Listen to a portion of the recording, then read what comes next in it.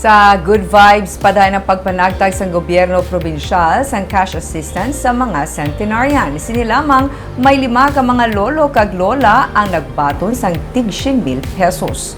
Yaring report.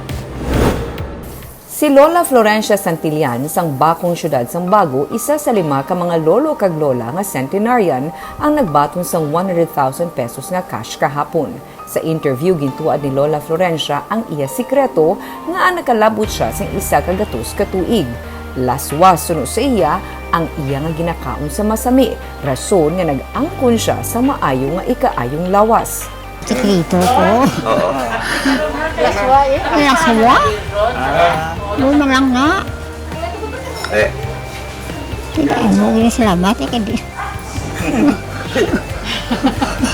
Anong plano mo sa kwarta mo, Nay? Ha? Anong plano mo sa kwarta mo? Ay, ibakal ko pagkaon ko eh. Personal nga ginbisitahan ni Governor Eugenio Jose Lacson ang iban pagin nga Centenarian sa syudad sang Kabantalan kag Banwa sang Valladolid. Humalin pa sa nagligad nga tuig ang pagpanagtag sang gobyerno probinsyal sang cash assistance para sa mga naglapot na isa ka gatos sa idalom sang programa sini para sa mga Centenarian.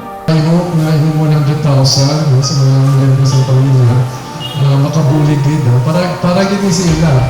Kung may sobra, pwede nyo na bahit-bahit no, sa mga kabataan. No? But anyway, I hope na makabulig din eh.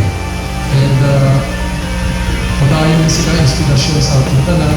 Padayon ng suporta sa gobyerno probinsyal sa mga Centenarian, ilakip na ang pagpasiguro na sila ang mapangapinan man kontra sa nagaluntad na pandemya.